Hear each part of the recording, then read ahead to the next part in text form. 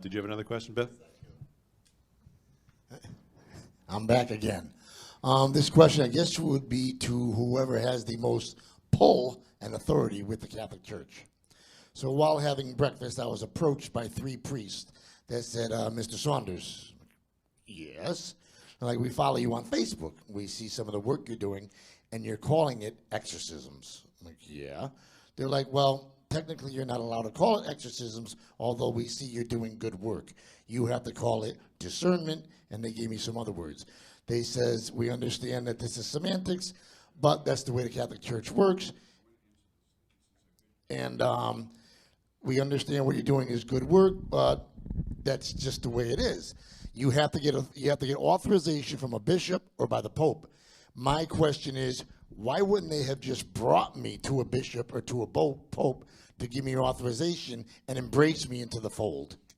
I'm going to answer that question 2 ways. Okay, the first is in the Scriptures. The Scriptures, Jesus was confronted with one of his disciples and said, Lord, there's somebody over there that's actually baptizing people in your name and so on.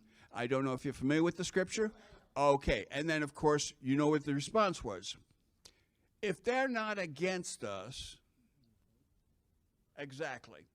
Okay, now we're going back to the second way, the second issue I'd like to answer this question, okay? There's dogma that we tend to follow, traditions that we tend to follow. People who are ordained priests, okay, only they're allowed really to do a solemn exorcism, okay? As a result, okay, there's been a misunderstanding because every person that I have read about that have been connected with Jesus Christ, not one of them was following any dogma. They were following Christ.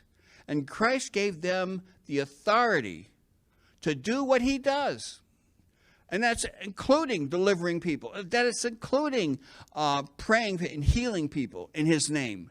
I mean, Christ is the bottom line. You have the power, and God has called you to do something. I will not stand in your way and say, hey, you're not ordained. I mean, what the heck? No, I'm not going to do that. Because, you know, for some reason, you were called to do something, and that was your mission. I think God gives each of us a mission in life. If that's your mission, who's to interfere with that? And it's based on biblical principle, too. So that's the way I would answer that. Fasting or something. Yeah, before the solemn rite of exorcism, I will fast, and it's a 2-week preparation, and then I receive the sacrament of reconciliation. All right. Do a short little video. A pleasure to make your acquaintance. You're very welcome. It's a pleasure, my pleasure, actually. I'm always wanted to be a child of God. That's fantastic. Well, look in the mirror. Good warrior. Good warrior.